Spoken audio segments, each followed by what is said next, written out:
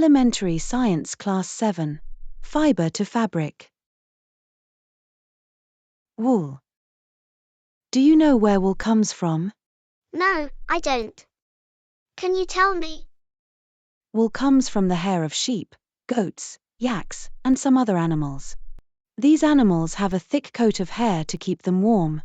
Oh, I see. Why do these animals have such thick hair? The hair traps a lot of air, and air is a poor conductor of heat. So, the hair helps keep these animals warm. That makes sense. What's the difference between the hair on our body and the hair on these animals?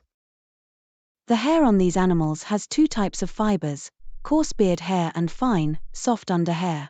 The fine underhair is used to make wool. Interesting. What other animals besides sheep provide wool? Yaks, Angora goats, Kashmiri goats, camels, llamas, and alpacas also yield wool. The wool from these animals is used for various purposes, such as making fine shawls. Wow, I didn't know there were so many animals that provide wool. This is really fascinating. Yes, it is. Wool is an important natural resource that we get from these amazing animals. From fibers to wool. Sheep are reared and bred in many countries, especially in the hills and plains. They are herbivores and prefer grazing on grass and leaves. Interesting. What happens after the sheep are reared? Once the sheep have developed a thick coat of hair, it is shaved off in a process called shearing. The fleece, along with a thin layer of skin, is removed from the sheep's body. I see. And then what happens to the sheared wool? The sheared wool goes through several processing steps, including scouring to remove grease, dust, and dirt, sorting to separate the different textures, and cleaning to remove any burrs. Wow, that's a lot of work. Do they do anything else with the wool? Yes, the processed wool can be dyed in various colors, and then it is straightened, combed, and rolled into yarn.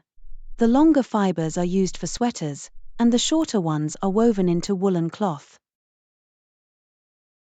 Silk.